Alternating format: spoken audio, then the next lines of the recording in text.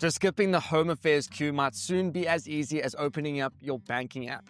Today we're unpacking how some banks are rolling out smart ID and passport applications, while Brutal Fruit's latest ad just got banned, and the 80 billion rand deal that will make a local company a global food delivery giant.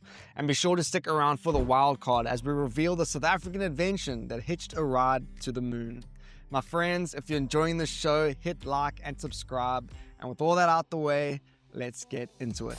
So you might actually be able to get a smart ID or a passport without packing lunch and a camping chair for the home affairs queue. This is because Capitec and FNB are officially the first banks to sign onto a new deal that will let you apply through their apps and eventually at hundreds more branches across the country. So right now, as it stands, only 30 branches actually offer this service. But it's with this old setup that involves cloning home affairs staff and hardware in each one, which is slow, expensive, and about as scalable as building a new branch for each customer. Now, this new model, though, plugs directly into the department's systems, meaning that any branch with the right setup could, in theory, become a home affairs counter. So Capitec has 13 million app users, FNB has 7.4 million, and so the reach here is massive. Home Affairs Minister Leon Schreiber says that the plan is to reach 1,000 branches by 2029 and to officially kill off the green ID book. The only mystery here is whether you'll be able to get your document delivered straight to your door without ever stepping inside a Home Affairs office.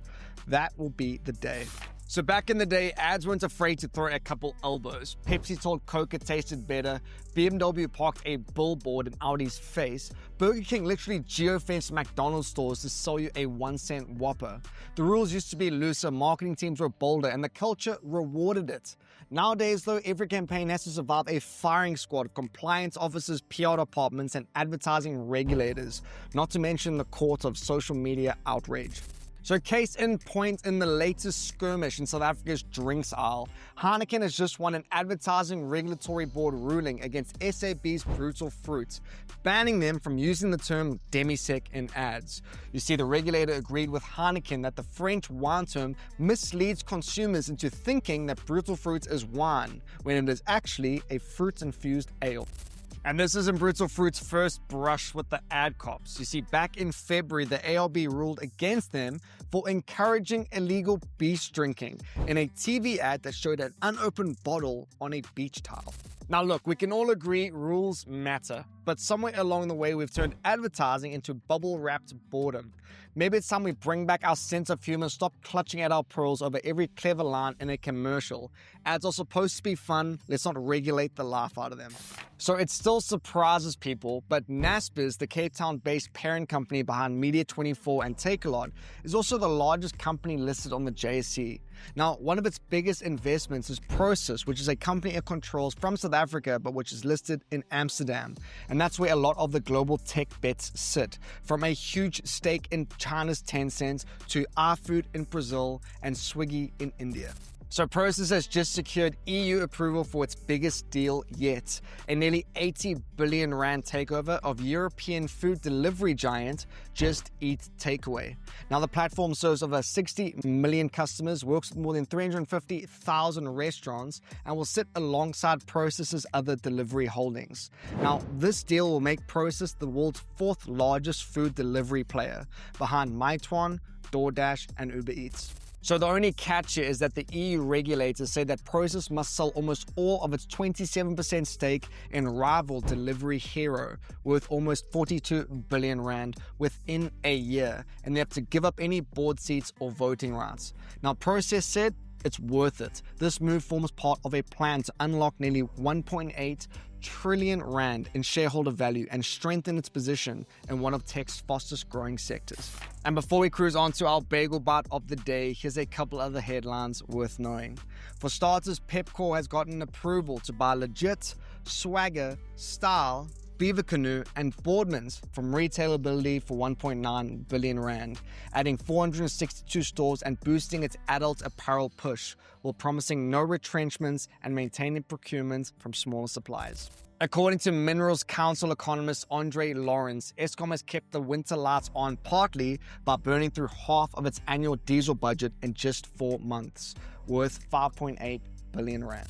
And Discovery Bank has warned that fraudsters continue to pose as SARS officials, sending spoofed emails, SMSs, and calls promising refunds or threatening penalties. Now, SARS say that they will never send clickable links, ask for personal details, or demand payments to release parcels. Stay safe out there. And on to our most anticipated section of the show. Here is your Bagel Bite of the day. Which of these animals can survive the longest without drinking water? Is it A, a camel, B, kangaroo rat, or C, desert tortoise? Bonus points if you know which continent they are native to. And on to our wildcard section. You know, some inventions change the world, others leave the planet entirely. In the 1960s, Johannesburg engineer George Prattley was tinkering about in his workshop trying to develop a glue strong enough to hold electrical components together in mines. Now, the result was something you've likely heard of. Prattley putty, a sticky moldable epoxy that could bond almost anything together.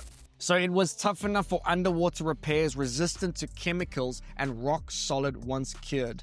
Now, word spread pretty fast, but its big break came in 1969 when NASA engineers picked it up for the Apollo 11 mission, the one that put Neil Armstrong reportedly on the moon.